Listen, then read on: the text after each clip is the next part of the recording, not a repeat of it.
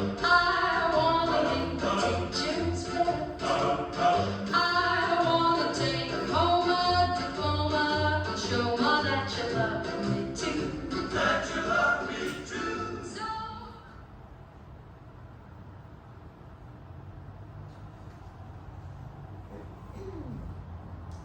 ladies, I have called the staff meeting because I am gravely displeased over a matter which affects the school very closely. It pains me to have to speak of it, but for the sake of Gibralter School, I must call attention to it. I am, of course, referring to last term's report cards, or rather the one report card. Angela Percy's. I find that Angela Percy came bottom of the class in every subject last term, with the exception of domestic science, where she ate her cauliflower cheese before it could be judged. Bottom of the class, ladies, in every subject. Yes, I know somebody has to be bottom, but not Alderman Percy's daughter. For years, Alderman Percy has supported the school with gifts and money. How could you be so ungrateful as to put his daughter so low? Without him, we should lack many pleasing luxuries. Surely all that's needed is a little rearrangement. The school motto, what's on it? Yes, I know it means keep to the truth, but surely you could wrap it up differently. Think of the things that Angela is good at and dwell on them. What is she good at? Well, surely there's got to be something. You say she's good at telling tales. Well, couldn't you rather say Angela excels at oral composition? Every child has an aptitude for something. You say Angela has an aptitude for eating 2 helpings of pudding. Well, couldn't you say Angela takes a healthy interest in physical improvement? Now, I'm handing out a blank report card, ladies, and this time I feel confident that you should... What are you doing, Sally? Oh, Miss Rowe, I was just preparing the table for the staff meeting. And why the glass of water? It's for you, Miss Rowe, in case you get thirsty. Quite unnecessary. I am not contemplating a filibuster. Kindly open the window. Somebody has been smoking in there.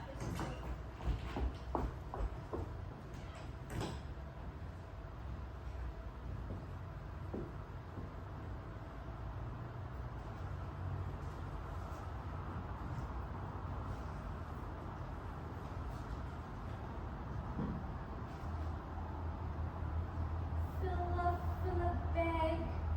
Oh, filibuster. Well, I think it's a bit thick to hold a staff meeting on the first day of term. I always said that woman wasn't human. No wonder why the girls call her hard road. Well, the first day of school always seems interminable without one of his stupid rambling sessions. Well, I don't know why she bothers asking our opinion when she never pays any heed. She just goes grimly ahead. But I wonder what she's hatching up this time. Oh, you can be sure it's nothing to our advantage. Teachers are less than the dust in the stump. Oh, I wish she'd hurry up. I have to get Timothy out of school and get him to the barbers. Yesterday, somebody mistook him for a girl. Oh, shove my lot of rubbish in with yours, Ducky. I'm not rocking them until I've got to.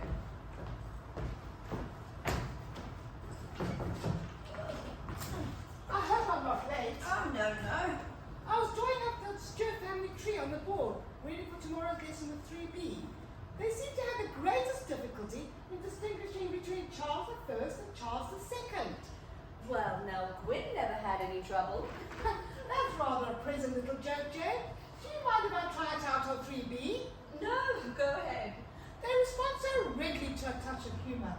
But I'm not gifted at all in that line. Oh, did you have nice holidays, Maudie? It was very nice, dear. Leamington's a charming town, I consider.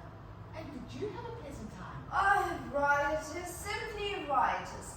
If you haven't spent a wet week in a the case of measles, you haven't lived.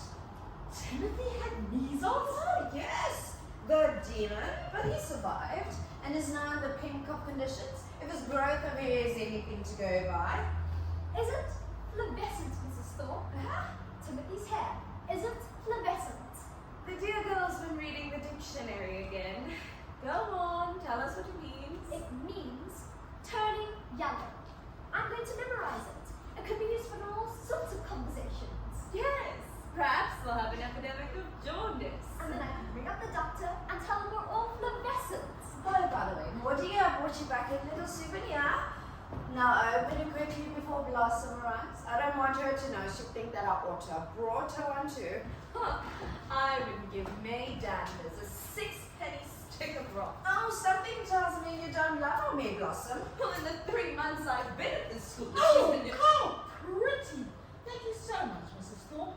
I don't think I've ever seen such a pretty brooch. Look how it sparkles, Jane. I love shiny things, but you shouldn't have spent your money on me, you know. Oh, goodness, it didn't cost much. I know you're fond of brooches and trinkets. Yes, indeed. I'll just pop into the cloakroom and try it on.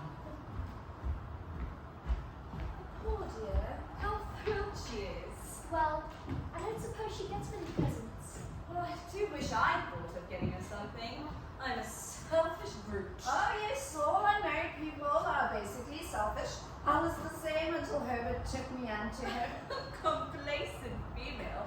Morning must be at least, what, 60 by now? Oh, yes, she was here in the days of the two Misses Pye. Oh, those are the two old dears whose portraits hang side by side in the assembly hall, isn't it? Yes, they started the school, you know. They've had it jointly for 20 years. Everybody in Hartford knew about the two Misses Pye. Miss Hattie was the thin one with straight hair, and she always walked with an ebony walking cane for her arthritis. Miss Mattie was the plump one with dimples and curly hair, and she always had a big one of keys at her waist. God, they both died of influenza in 1936. But how come you know so much about them?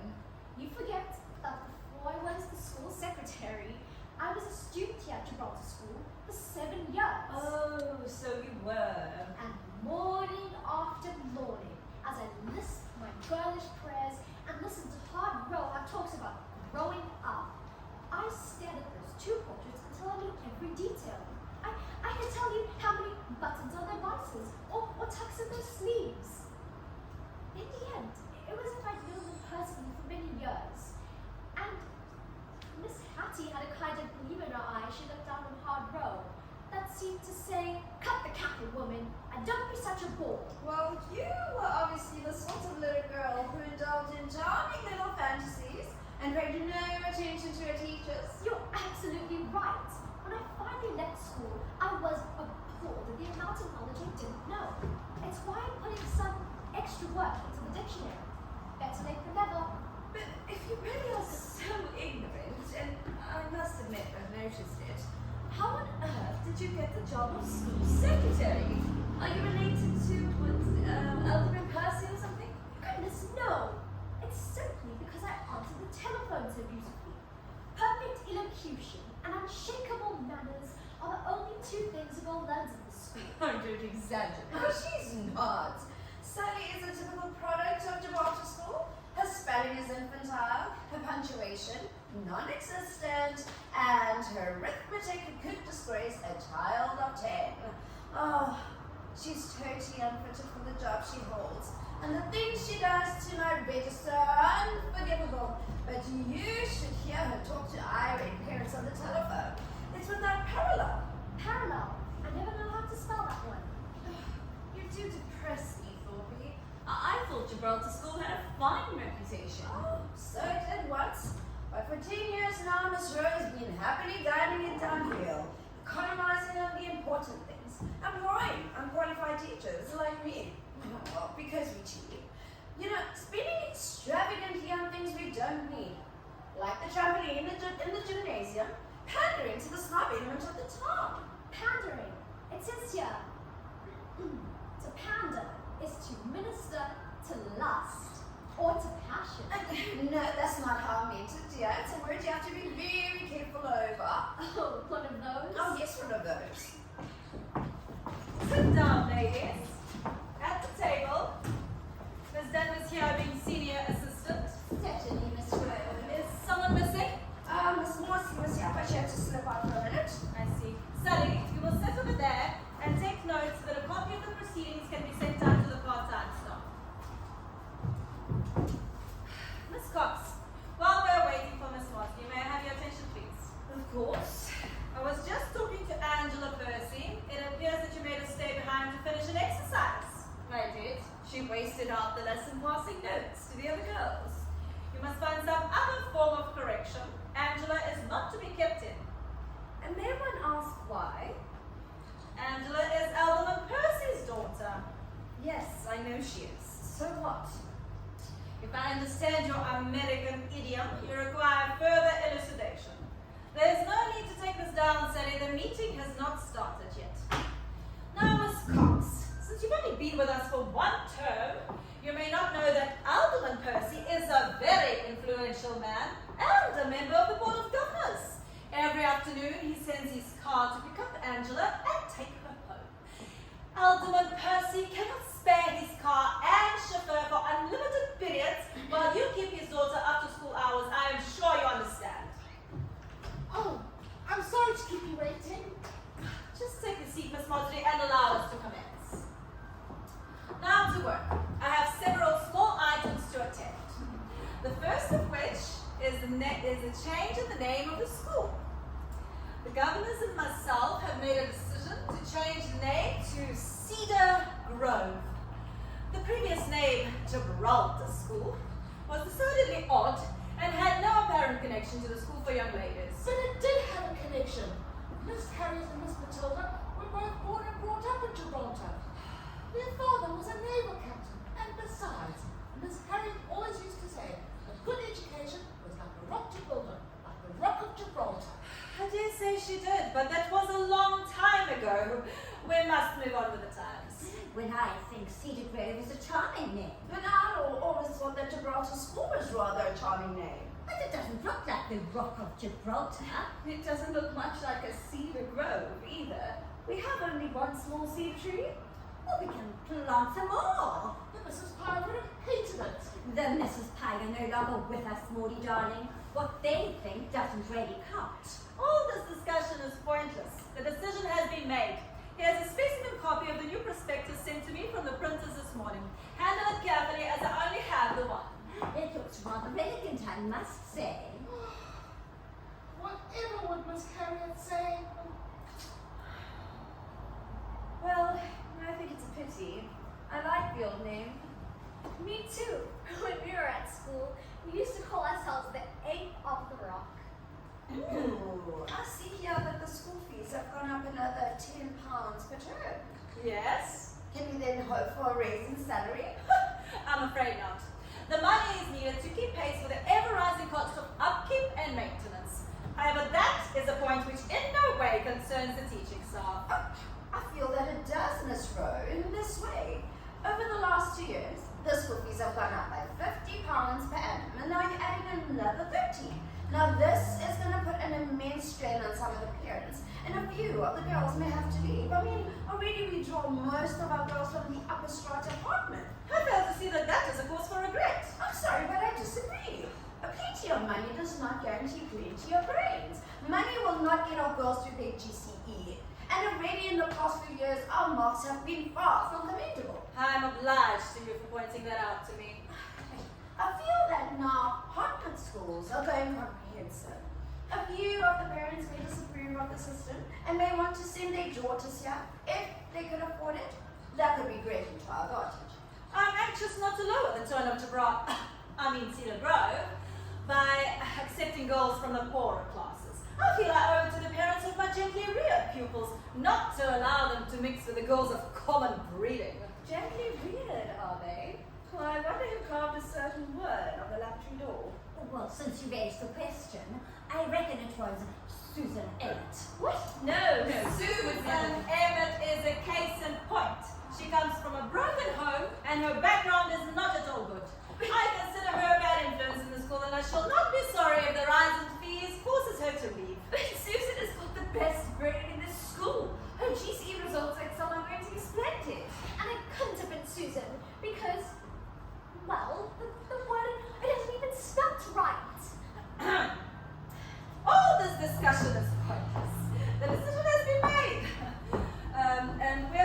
the point anyway.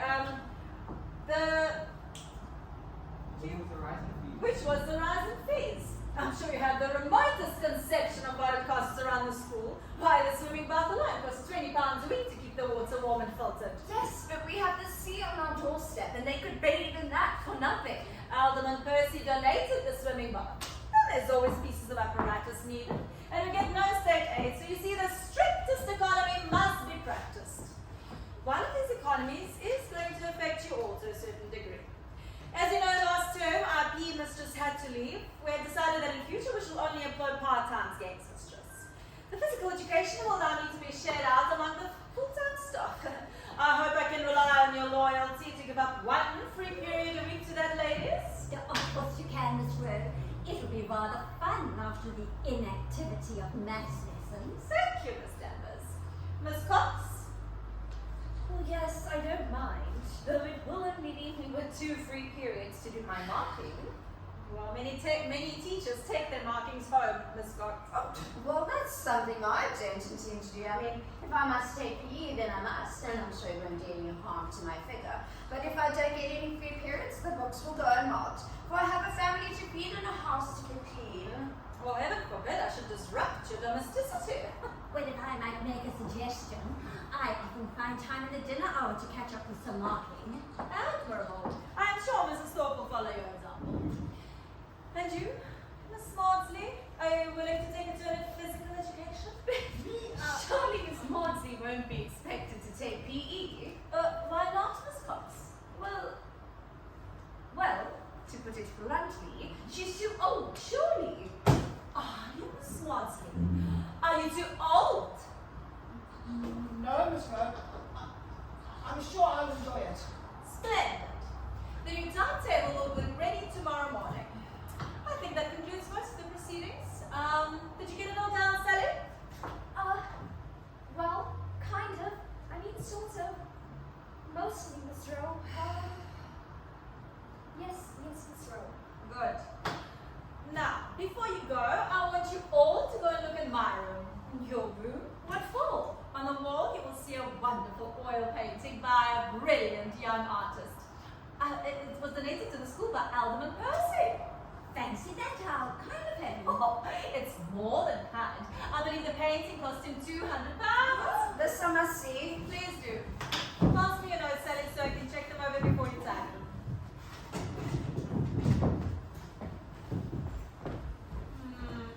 It appears as though you deliberately leave out the most important word in every sentence. And really, there's no need to make notes on every little aside. Please remove all that about the word on the lavatory wall. One shouldn't dwell on vulgarity. Well, it's hard not to, but it stares you in the face every time. Quite. And isn't it time you knew that commendable and grammar have 2 M's? Don't you need 4, Miss Rowe? Yes, Sally. 2 each. Oh, yes, Miss Rowe. That's all for now, I think. Do you want to go and look at the painting? Oh, I've seen it, Miss Rowe. I saw what they were ready to learn. And what did you think of it? Well, I thought it was rather fluorescent. Oh, you think so? Yes, it's quite noticeable fluorescent. Miss Rowe, it's wonderful, so colourful, so full of atmosphere. You'll have to have it in your room. Oh, make no mistake. I'm not keeping a masterpiece like that shut away in my room. As soon as possible, I'm going to have it hung up in the assembly hall, above the platform. Next to the Misses Pye. Oh, no, the Misses Pye will have to come down, I'm afraid, and go into the chemistry lab. Such old-fashioned stuff would look dreadful against the modern work of art. Oh no, not the chemistry lab. Why not the chemistry lab? Miss Matilda couldn't stand chemistry. The smells made her feel sick. Miss Maudsley, I have no time for such childishness. This should be so obstructive. I have to go now and examine a cracked window in room 3. Oh dear, all these changes. You must move with the times, Maudie dear. It's no good expecting life to stand still. Personally, I'm all for a bit of change. Has she gone? Ooh, oh, good. I think her to ask me what I thought of it. She asked me, and I said I thought it was rather fluorescent. Oh, good for you. I have called it putrescent. What does that mean? It stinks.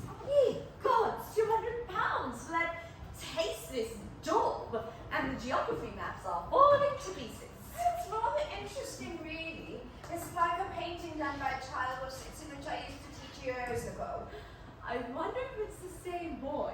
Did he grow up to become an artist? Oh, I don't think so. The last I heard of him, he was an apostle.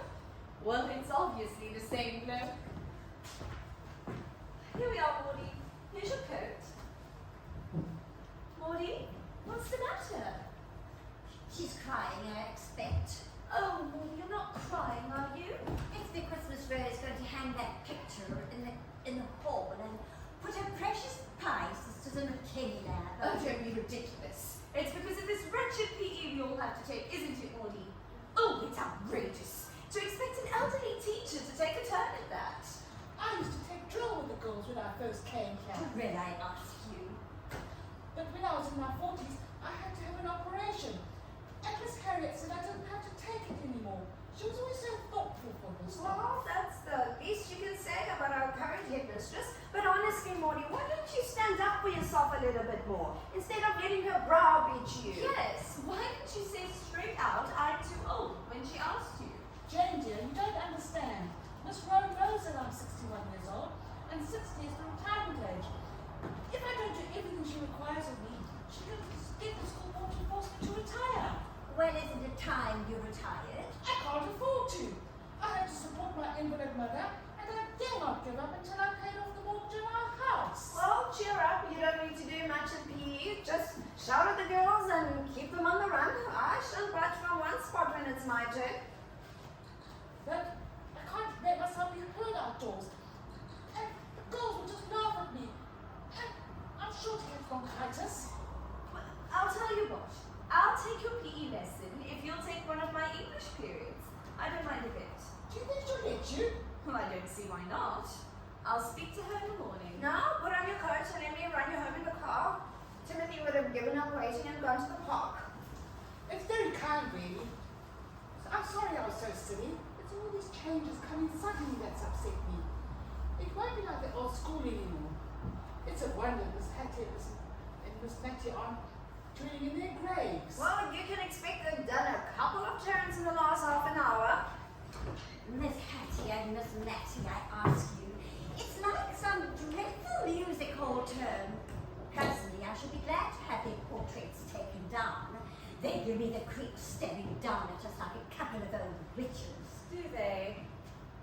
Oh, look at that! Look at what? This photo! With the latest pop singer in a vulgar satin dress? You don't recognize her? Well, it looks a bit like Susie Emmett. Well, that's not surprising. It is Susan Emmett. What? It can't be. It is. It says so. Listen. The Palado dance is very popular these days since charming young singer Susan Emmett has joined the band. As our photograph shows, Susie has more than just a pretty voice to attract the boys. And it certainly does show, doesn't it? But she's only 15. How perfectly awful and whatever is her mother thinking about? Her mother probably put her up to it. She's as common as mud. It's obviously one of her own dresses she's cut down for Susie. Cut down is right too. Oh, it's wicked to take a nice, normal child of 15 and dress her in lipstick and satin and split skirt like any tart, and then make her sing in a dance all late at night. No wonder she's been looking pale in the morning. That's nothing to how she's going to look when Miss Rowe finds out. But you're not going to show this to Miss Rowe, are you? I most certainly am. She has a right to know. No, she hasn't. What a person does in their private life is nobody's concern. It may be vulgar and foolish, and someone does need to talk to her about it, but not Miss Rowe. Who then?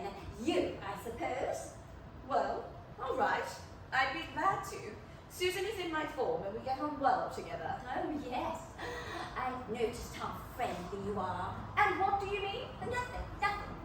But I am going to tell Miss Rowe. No, May. Think of the trouble she will get into. Don't you see? This is exactly what Miss Rowe is looking for. An excuse to get rid of Susan altogether. Well, good riddance, I say. Nasty, common little slut. She is nothing of the sort. She is a very nice girl of very high intelligence. Oh, yes. It looks like it, doesn't it? She doesn't understand how it looks. She understands all right. I know her type. Overdeveloped and oversexed. All sugar and spice on the surface and a funky mind underneath. want to keep away from the men, even at that age. We don't want that sort here, spreading her poison amongst decent girls. My word. It isn't Susan with the filthy mind around here. You had better be careful, May Danvers. I am not a poor, timid old soul like Maudie, and I don't laugh things off with a shrug like Miss Thorpe. If you show this to the headmistress, well, I shall tell her one or two things I know on your private life. But you don't know anything about me. Don't I? And what have I told her that I saw? Still there, ladies? Was it something you wanted to speak to me about? No, Miss Rowe, we were just going. Aren't we, Miss Danvers? Yes, of course.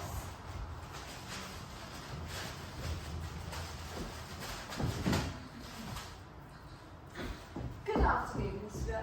Good afternoon.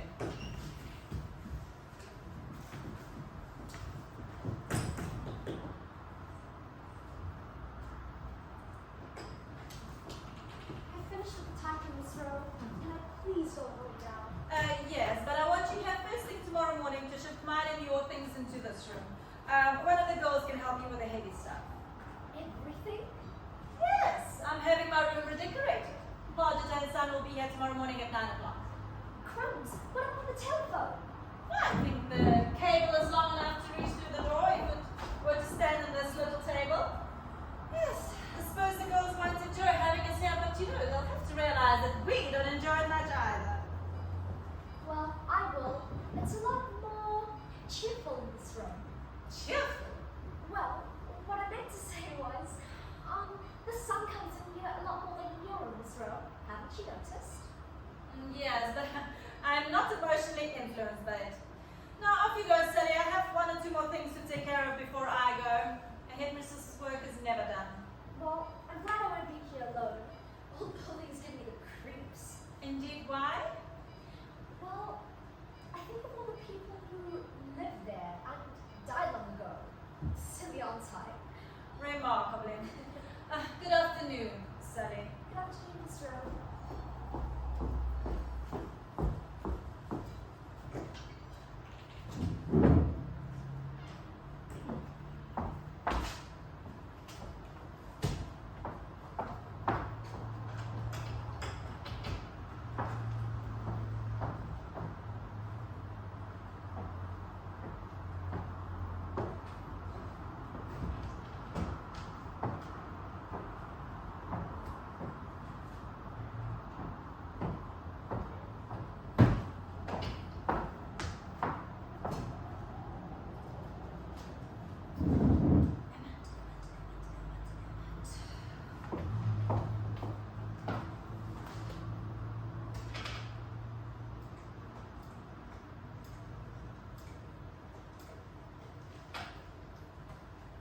Good afternoon. Is this Mrs. Emmett? Yes, this is Miss Rowe, your daughter's headmistress. I'm well, thank you. I would be obliged if you could come and call on me as soon as possible, as I have something urgent I need to discuss with you. No, this is not a matter that I would like to discuss over the telephone, Mrs. Emmett. May I expect you tomorrow morning at 10 o'clock? I am well aware that it may interfere with your plans, but you would be well advised to attend. It concerns your daughter's future. Thank you. I shall expect you at 10. Goodbye.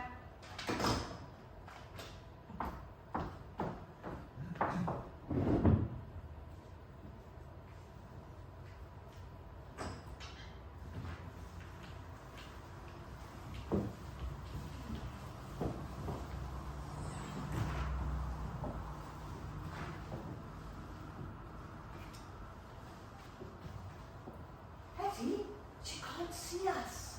There's no need to whisper, Mattie. She can neither see us nor hear us. As far as she's concerned, we might as well not be here. Oh, Hattie, when you say that, I feel sort of dead. You are dead, Mattie, and this time you got used to it. Well, I thought I was used to it, but it took me by surprise when you told me the time had come to walk. Yes, I could stand by no longer doing nothing, while this wretched woman wrecked our life's work and turned our beloved school into a mockery. The changes he's threatened in the last half hour are enough to make the laziest ghost walk.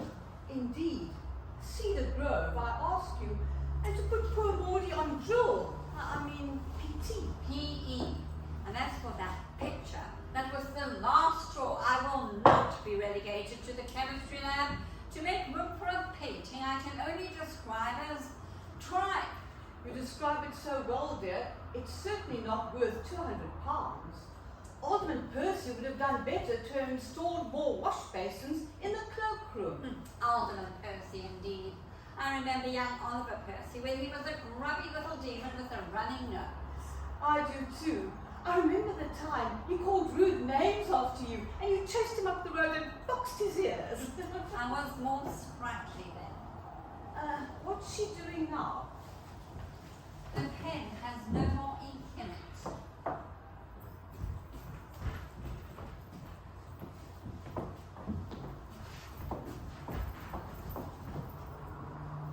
You shouldn't do things like that, Mattie.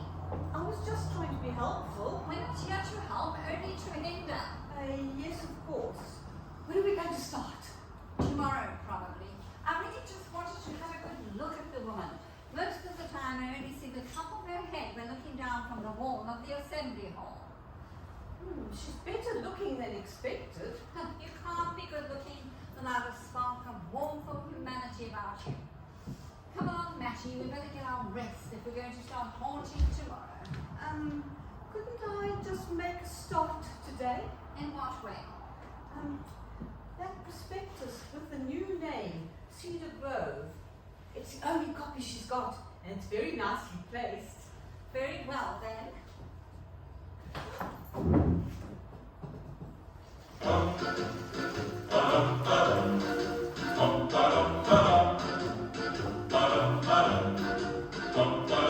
Teacher's pet. I wanna be teacher's pet. I wanna be hugged and cuddled as close to you as I can get. That's the lesson. We're guessing your best fit. Teacher's pride. I wanna be teacher's pride. I wanna be dated and rated, the one most likely at your side. I wanna learn all your lips can teach me. One kiss will do at the start. I'm sure with a little homework, I'll graduate to your heart. Teacher's pet. I wanna be teacher's pet. I wanna take home a diploma and show Ma that you love me too. That you love me too. So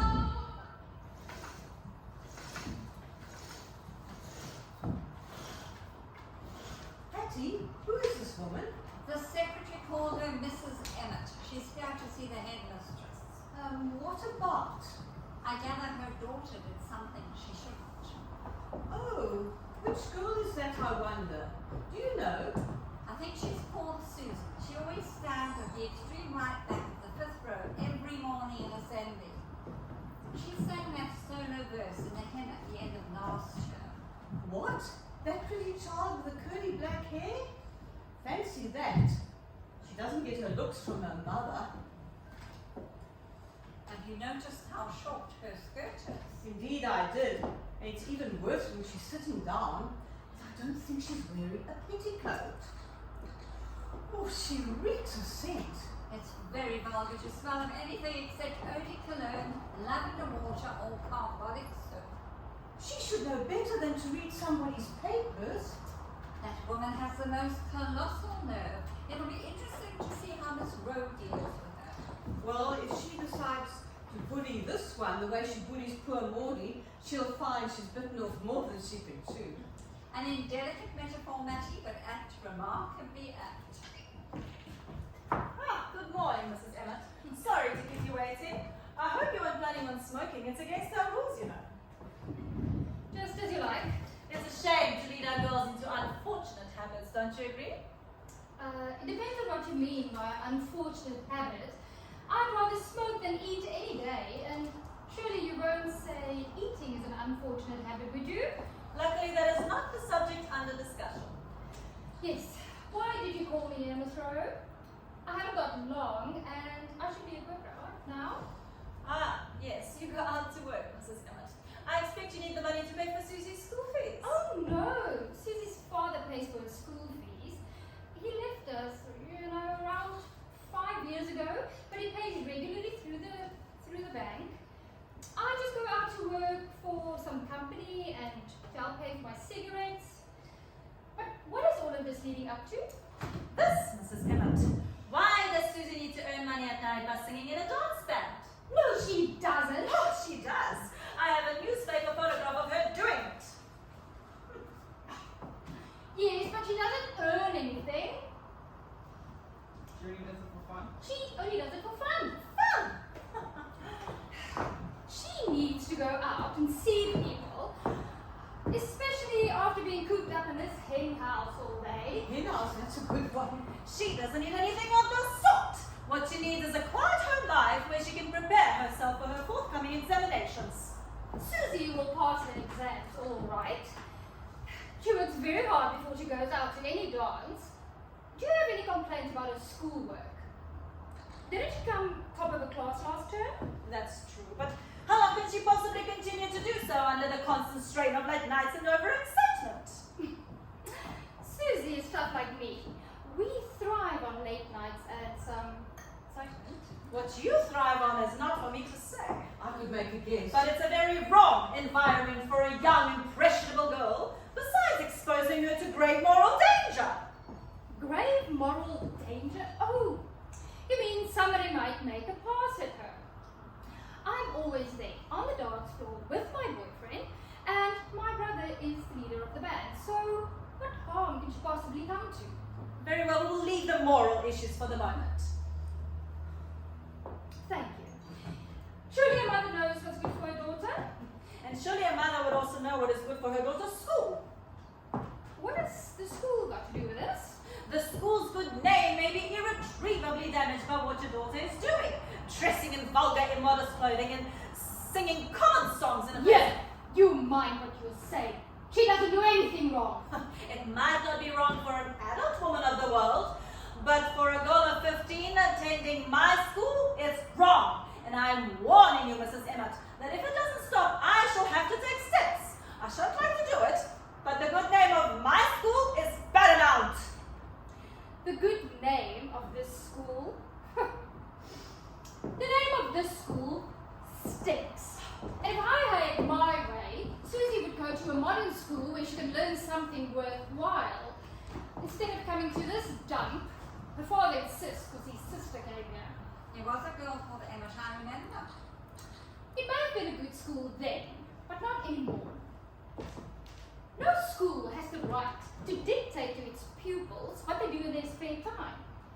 As long as Susie behaves during school hours, there's nothing you can do about it. I see that it's quite useless to appeal to your better nature.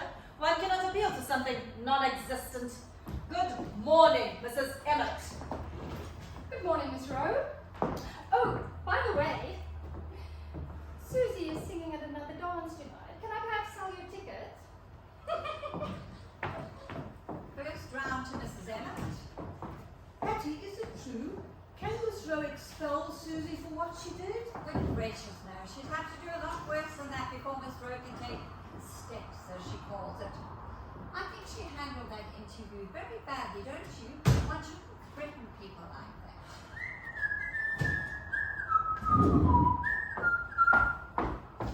Will you kindly stop whistling? My work requires great concentration. Who's in there? It's the decorator. Don't you know? They started stripping it down this morning. What, that wallpaper we had put up the year before we died? Yes. It was looking very shabby, you know. But it was sweetly pretty. I hope they're going to put something nice in its place. I hardly think Miss Rowe's the type for primroses and bluebell. What do you think will suit her personality? Distemper. Hattie, when are we going to start haunting? You said we could start today. Yes. What would you suggest as a start? Well, frighten the woman, like ghosts do in books and on pictures. Do they? How? How? Yes, show me. Well, they loom up behind people, Go on then, move. and they raise up their hands and make a hideous face and give a sort of moan. Ooh! Ooh! No, that's not at all what I had in mind. I'm sure only the most laziest ghosts behave in such a manner. Oh, well, I don't know how well-bred ghosts behave. Oh, except, yes, there was this film once called A Ghost Goes West. Do you remember? With Robert Downey as a Scottish ghost. He was adorable in his kilt and he passed through doors and walls in the most well-bred way imaginable. Do you know, Hattie, I saw that film 3 times.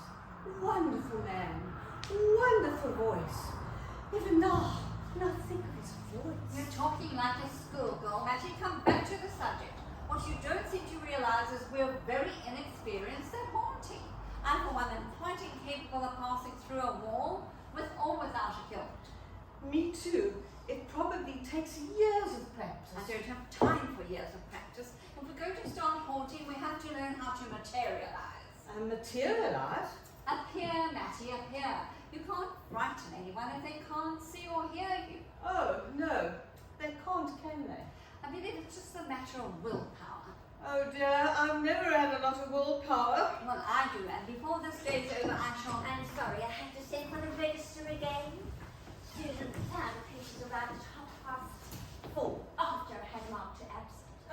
Just leave it here. Have a seat, Miss Danvers. There's something urgent I need to discuss with you.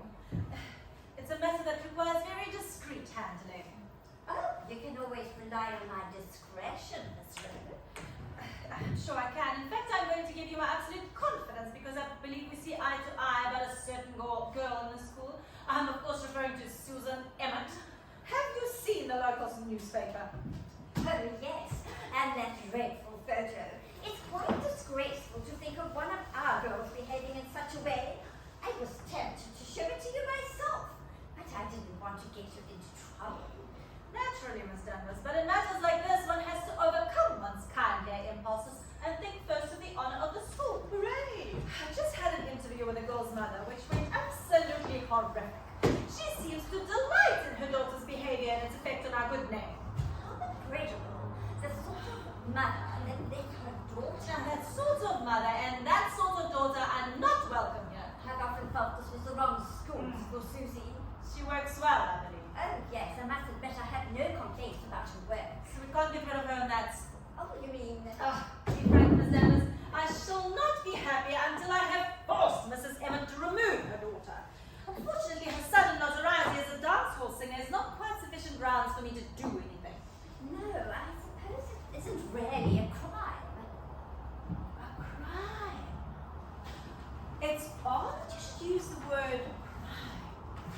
In a school, one often finds an outbreak of petty crime, doesn't one? Just last term, there were several items stolen. Do you remember? Yes, someone's wristwatch and a manicure set were taken. We never found the culprit. No, you said if anything else was taken, you would go to the police. You don't think it was Susan Emmett, do you? I don't know. And it's too late now to find out, but it just occurred to me that the pilfering might break out again. It might, I suppose, but it's very difficult pinning the guilt on the right girl. What if the missing articles, something of yours or mine, for example, are actually found in the girl's desk? I think I see what you mean. I think you see what I mean. This pen, for instance, has a real gold cap. I often leave it lying around and anyone can just come and help themselves. You mean you want me to? There's no need to put it into words, but I assure you that a very well carried out scheme will not go unrewarded.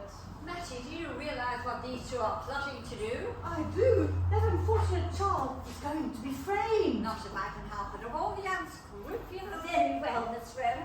I'll see what I can arrange. Thank you, Miss Danvers. It's a pleasant change to get a little helpful cooperation from a member of staff. Wait till she sees what she gets from 2 ex-members. Great. I don't think I'll stay. It gets far too crowded when the staff come in. I think I'll go and see how Margaret has hung the painting in the hall. It looks wonderful, Miss Rowe. I'm sure it's going to be quite an inspiration to us all at a same. Yes, I think the girls will like it. They are lovely. I found a pen out and framed it torn almost through. With a bit of luck, it will fall down in the middle of the first hem. Hattie, you are a dimple. No, I'm not. I'm a very fair-minded woman. But in the last few hours, I've been trying to Romney Jones. Oh, so that's where you are. Do you realize that your class has been running riot for the last 15 minutes? I've never heard such an uproar. I had to speak to Miss Rowe. Well, why didn't you set them some work? Jenna Savory was on her hands and feet going up and down the gangway, and all the others were cheering her on. I'm sorry they disturbed you. No. Well, I was trying to take a poetry lesson on the Lake Harlem Ministry. I shall find some peace there. For peace comes dropping slow. Oh, the girls will be lost. It's getting rather crowded in here, Mattie. I think we should go before someone sits on you. Not that they've noticed, but from our point of view, being most undignified. Yes, let's go and see where they've hung us in the chemistry lab. I hope I'm not opposite that row of bottled intestines. That was odd. I was just going to give the door a good kick when a drop blew it open. Oh, the staff room is the draftiest soul in the school. Oh, this coffee smells so good. Well, it's not for you. Well, it's a very appointing draft. Has this got sugar in it? Miss Dowders, I'm so sorry. I didn't have another tray for the sugar bowls, so I put sugar in all of them. Oh, too bad. I've told you a dozen times. I hate sugar in my coffee. Coffee without sugar tastes like cinnamons. Your palate has to be educated to the taste. Oh heavens, can we get education out of it? Yes, let's. So unnecessary, I always find. I've just been struggling to teach my girls that coffee comes in beans from Brazil, when they all know perfectly well it actually comes in tins from Marks and Spencer. Where are you going? Well, I was just going to take a trip to Pargetan's son. It's spicy work decorating. Oh, yes. And you're dying to have a close up of them, I suppose. Well, he is rather gorgeous, isn't he? Who? Pargeter? No, son. Have you seen him? No. What's he like? He's like a young Greek god and painfully shy. I said, morning, and he turned absolutely scarlet. His shirt whiter than white. Oh, spare us the commercial. What's the father like? Oh, he's not shy. He's a bit too up and coming, if you ask me. He's not bad looking. He's just sort of, well, Capricorn. Would you open the door, please, Miss Cox? Thank you. Capricorn? Oh, I never. That girl gets more and more ridiculous. She's always trying to show off. I wonder if he minds being called Capricorn. I believe it's quite incurable. Quick, let's look it up before she gets back. Let's see. Caprice, Capricorn. No, that's the sign of the zodiac. Oh, here it is. Capricorn, having the form of a goat. So, what did the old goat say? Oh, you looked it up. Well, he said I was a sight for sore eyes. Oh, he did, the rich. And what did the young one say? Oh, it was marvelous. He looked down at me from an enormous height, wiped his hand on his overalls. He smiled and said, Thomas. Thomas?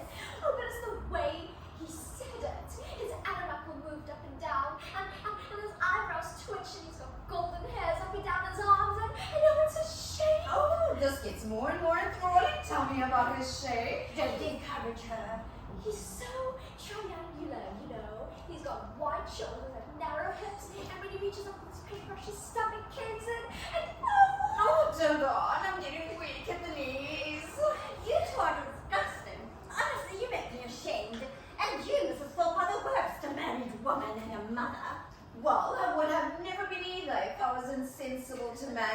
duty.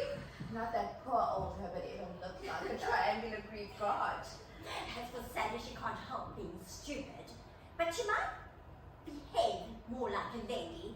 No ex-pupil of the school would look twice at a man of that class. Now, I will look as many times as I like. Sally, I wonder if you'd be a dear and take some coffee down to Miss Maudsley. She's on playground duty and I know she feels the cold. Right. Poor Miss Maudsley. It really is just her luck to get playground duty on the first week of term.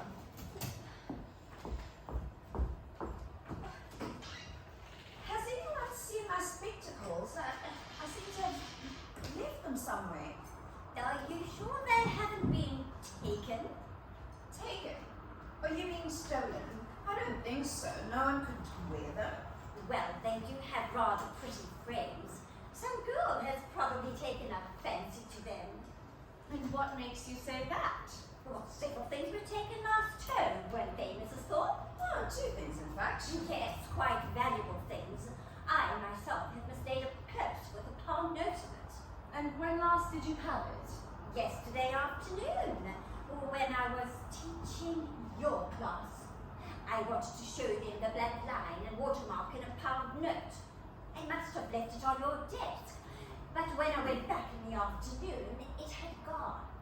Well, I shall inquire very closely into this, Miss Danvers. I don't like to think any of my girls are under suspicion. Oh no! Your girls are all perfect little angels. They might sing low-down songs in nightclubs, but they wouldn't steal a farthing. I thought you might be bringing that up soon, but kindly remember that it was not a nightclub, and all the songs were of the ordinary popular variety. So that makes the whole thing blameless, does it? By no means. I had a little talk with Susan myself this morning before school, and it's obvious the girl only does it to please her mother and her uncle, who happens to be the band leader. Don't tell me she hates every minute of it. You could see by the photo how she was reveling in it. Oh yes, she admits it's quite fun, especially dressing up and making people believe she's grown up. But I did try to make her see how that can lead her into trouble, but the thing is she's just too innocent to understand it. Innocent? She's obviously filled you quite successfully. Luckily, Miss Rowe has seen the photo in the paper. What? No! Without me saying a word. She'll know how to deal with it. She's already spoken to the girl's mother and warned her to watch her step if she wants to continue at the school. You know, I honestly believe you would be delighted if she were to make... Maudie's in trouble again. Oh, what do you mean? Well, Alderman Percy's precious daughter Angela has fallen off the climbing frame and sprained her ankle. Well, what was Maudie supposed to do? Was she supposed to have caught her? Some hopes that girl weighs at least 140 pounds. Well, Maudie was on playground duty and that makes her responsible, you see. Oh, it was such a scene. Angela Percy bawling and crying, and Maudie all white, and Hardrow saying things like gross inefficiency, and things like that. How unfair! I don't believe the girl is even really hurt. Well, she's in the restroom, and Hardrow's applying a cold carpet with her own fair hands, because Alderman Percy must not be offended, no matter what happens.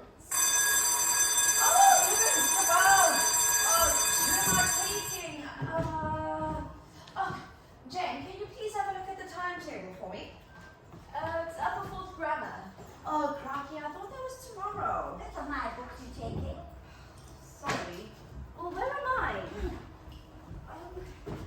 But these are all your books, Forky. Oh, here mine are. Underneath. Oh, don't love, dear. The girls aren't eager to start as much as we are. Speak for yourself, Mrs. Thorpe. Do you think May Danvers is a good teacher? Well, the girls don't like her very much, but she gets good results. With me, it's the other way about. The girls just love me, and the results are frightful.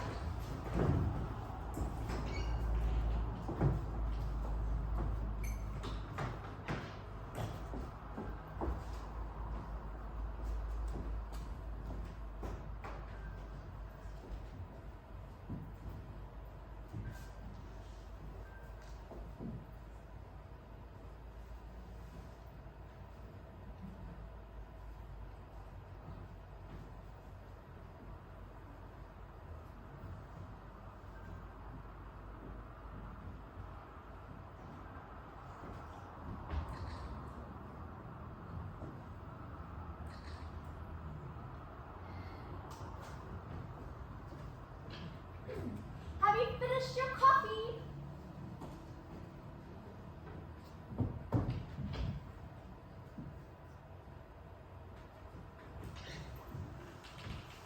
Perfectly ridiculous to blame Miss Maudley. I saw the whole thing from the laboratory window, didn't you? No, dear, I wasn't looking. That fat child, who's every bit as unpleasant as her father was on the climbing frame behaving in the most stupid and dangerous manner. Maudie warned her once, but as soon as Maudie's back was turned, she pulled a rude face and did the same trick again.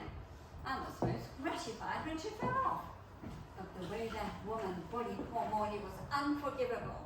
The poor dear looked like she was going to faint. Thank you so much, Mr. Pye, sir.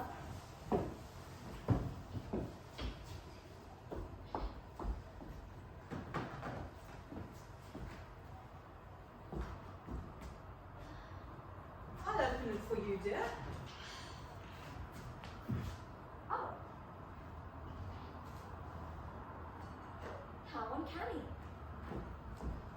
A nice child, that. Pay attention, Mattie. Things have gone far enough. Are we going to start haunting? Yes, somehow we've got to get through to Maudie and give her some help and advice. And to do that, we must appear. It may frighten her a bit, but It frightens me a lot. nevertheless, it must be done. But I don't know how to. Remember one of Father's favourite sayings, head straight into the wind. Yes, dear, but which way is it blowing? Okay, come and stand here. Now, I want you to take a deep breath, close your eyes and say, I will appear, I will. Yes, Hattie. Now. Yes, now. I will appear, I will. I will appear, I will. I will appear, I will. I will appear, I will. I will appear, I will. I will appear, I will. I will appear, I will. Oh, I beg your pardon. Are you waiting to see the headmistress? No, dear, it's you I've come to see. Me? But I don't think I... Do I know you? You remind me of someone... Yes, I know I do. Someone you knew years ago. Someone who was once headmistress here. Miss Harriet? Yes, dear, I am Miss Harriet. But I thought you were dead. I am, dear. You mustn't be frightened. I'm here to help you. That's why I've come. You're a ghost. I am. You mustn't be afraid of me. I'm not. I always said, if I saw a ghost, I would die of fright. But when it's you, oh, I'm so glad to see you, Miss Harriet. And dear Miss Matilda, where is she? She just can't see me. I haven't appeared. She's right beside me, Maudie. Can't you see her? No. Bad luck, Mattie. You'll have to practice some more. It's no good. I don't have enough willpower. Oh, I am disappointed. Is she really there? Dear Miss Mattie, I missed you so much. Things were different when you and your sister were alive. I was happy teaching here then. Now, I just can't go on. We saw what happened when that naughty child fell off the climbing frame. You were in no way to blame. Miss Rowe said it was culpable negligence, and she says I have to spend my free period writing a letter of apology to elderly person. The very idea. Nonsense. You're doing nothing of the sort. Now, Maudie, you're a dear, sweet soul, but you must have more courage, more backbone. You must stand up for yourself.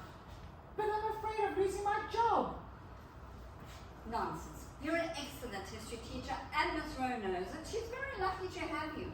And if you left, she'd have great difficulty replacing you. Show her you know that. Threaten to leave. But I couldn't. How can I get her to come back? Poor dear, it's not in her nature and it never was. She's fair game for anybody that comes along. Maudie, how long before you can afford to retire? I would have paid off the house in the next 3 years. I would have paid off before, only Mother had to have an operation. and 3 years? Are you telling me you're prepared to be browbeaten and bullied for 3 years just because Hattie, who's bullying now? Oh yes, you're right. No good shouting at the poor dear. I'll have to think of something else. If only Maudie could do something very special, that would make Miss Rowe appreciate her. There's a germ of an idea there. Something special. Something that would gladden the heart of a nasty, snobbish and scrupulous woman like Miss Rowe. Someone's coming. It's Miss Rowe! Quick! You must let her catch you here! Hattie, disappear. Hurry up, concentrate. Hattie, what's the matter? Can't you do it? Be sure and let me know as soon as the car arrives to take Angela home. That's torn it. Oh, I wasn't aware that we had a visitor. Is this a friend of yours, Miss Maudsley? Yes, Miss Rowe. She arrived rather unexpectedly. Well, I hope you informed your friend that we do not entertain on school premises. This is a school, not a social club. Yes, Miss Rowe. She's just going. Allow me to introduce myself. I'm the Grand Duchess Anna of Schleswig-Holstein, and you must be Miss Rowe, the headmistress, yes? The Grand Duchess, Anna? Of Schleswig-Holstein. I'm sure you have heard of our little country that has been so much in the news lately. Yes, of course. I just wasn't aware that our Miss Maudsley had any connections with your country. Our connections? Indeed she has. Maudie is my very dear friend. Have you never spoken of me to your headmistress, Maudie? Well, no, I don't believe I have. You English are so reserved. Maudie and I have been friends since childhood. You know, of course, she is distantly related to the royal family of Schleswig-Holstein. Indeed, I did not. Maudie is so incredibly modest. It is only a distant connection, of course. Both she and I can trace our ancestry back to Prince Wolfgang the Terrible. Maudie, have you taught your girls about Prince Wolfgang the Terrible and the amazing effect he had on the history of Schleswig-Holstein? Not yet, Anna. Perhaps you are wise. His way of life was very unconventional. The details might be too exciting for young girls. Won't you sit down, Your Highness?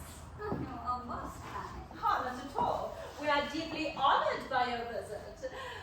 Miss Maudsley, dear, won't you sit down? You must be tired after doing playground duty. Hattie, have you gone quite mad? I know what I'm doing. I beg your pardon, Your Highness? I know I'm doing the right thing in coming here to look at your school. Oh, but surely you haven't come all the way from Schleswig-Holstein just to look at our school. But of course, how else would I know if it would suit Brunhilde? Brunhilde?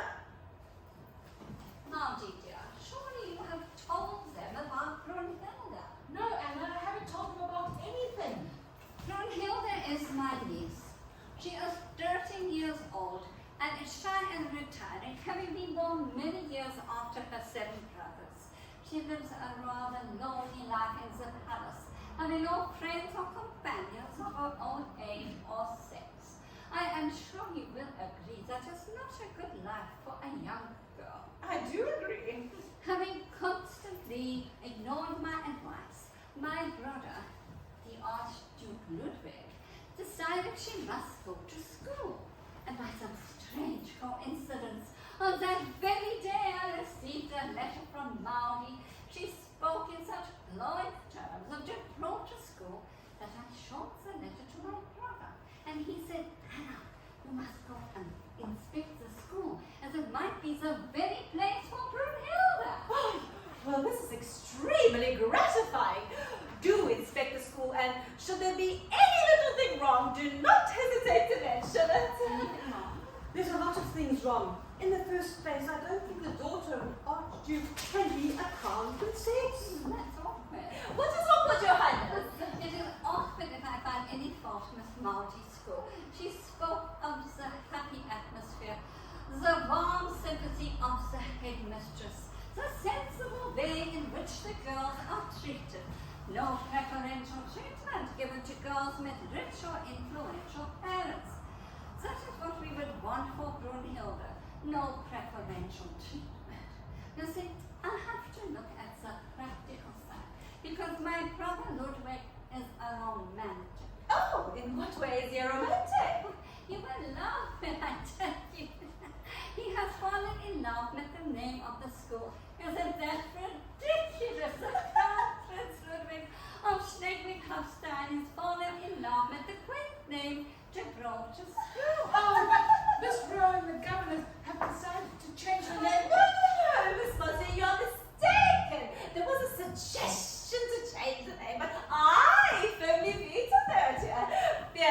Highness, that quaint old name shall not be changed while I am in charge. I see you are a romantic too. I think she is. I'm sorry to interrupt, Miss Rowe, but I thought you wanted to tell me when Angela Percy came. Yes, I was going to... No. You help her into the car, Sally. There's no need for anyone to go with her.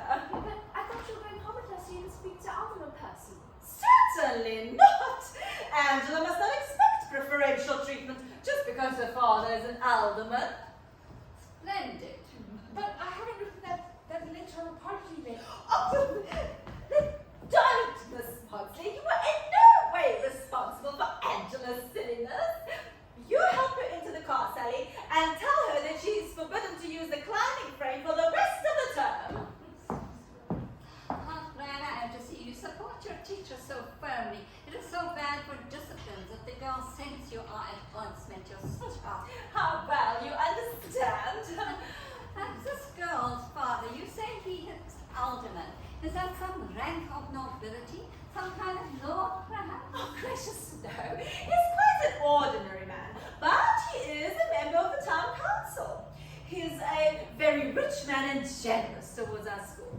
Just this term, he's donated a beautiful modern oil painting by a brilliant young artist. I believe the painting cost him £500. Oh, praiseworthy. You must allow me to see it. I adore modern art. Oh, hypocrite, I would be ecstatic to show it to you. It is most impressive. I am glad to see that you do not neglect to surround your girls with lovely things.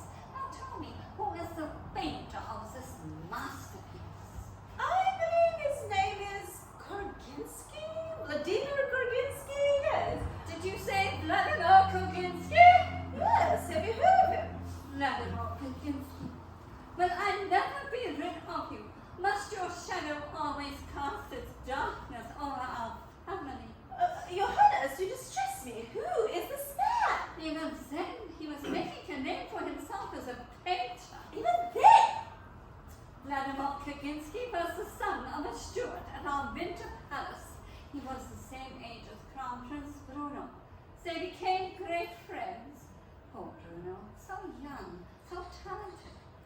Little did we know what dens of vice this villain was leading him into. Dens of vice? Don't, Miss Rowe. Vladimir Koginski turns the Crown Prince Bruno of Schleswig-Holstein into a drug addict. How appalling! And you ask me to admire the work of the man responsible? No, Miss Rowe, I will not see it. And neither will Crown Princess Brunhilde. Some other school must have her, not this one, where the devil incarnate exhibits his wicked talent. Well done then, Sybil Thorndyke. Your Highness, please don't say that. Naturally, I had no idea of the man's history. I'll have it taken out at once. And he curds the wrath of your alderman? But he doesn't know the truth when I tell him that the artist is a dope addict. Oh, no, Miss Rowe, you must say nothing.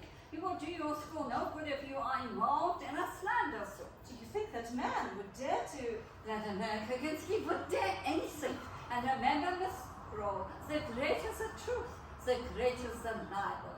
No, you must hang your picture and say nothing. The Crown Princess Brunhilde must find another school. No, please don't say that, Your Highness. That picture will not be hung. I will arrange for an accident to happen to it. Miss Rowe, I see you are a woman of determination. And what is more, you seem to have the courage of your conviction. Well, I can assure you that once I make up my mind about something, there's nothing that will stand in my way. I too have a ruthless streak in my character. I wonder if I would have made a good headmistress. No, Your Highness, you come from a different world. All right, you are. Now, can I have the honor of showing you around the school? Whether or not the Crown Princess Brunhilde comes to the school depends on what I see. Are you coming to Mom? Oh, I can't. I have to take PE. I have to take PE in a few minutes. PE? What is that? Physical education. Physical education? Oh, you mean gymnastics at your age? Oh, Miss Mosley is so enthusiastic. One tends to forget that she's not so young as the rest. I did warn her that it might be a little too much for her, but you did insist, didn't you, Miss Mosley? Well, yes. Marty, you are a naughty old woman to insist. You must leave the gymnastics to the younger teachers. Miss Rowe can easily change the timetable, can't you, Miss Rowe? Of course I can. Miss Cox would gladly do the extra PE, and Miss Maudsley can do Miss Cox's English twice a week. There you are, Marty. Now, no more silliness, or you will make yourself ill, and Miss Rowe will have lost the best history teacher she has ever had. Yes, no one can teach history like our Miss Maudsley. You're very kind. Not at all. And now may I have the, just as well as the girls can do silent reading. Now may I have the honor of showing you around the school? I'm looking forward to that. Hattie, see if you can get her to bring us back from the stink slab. She's in the mood to do anything you suggest. Very well, but don't get in the way. Don't get in the way of doing too much, else Cousin Ludwig will be most distressed. And you know, Maudie, what Cousin Ludwig's like when he's distressed.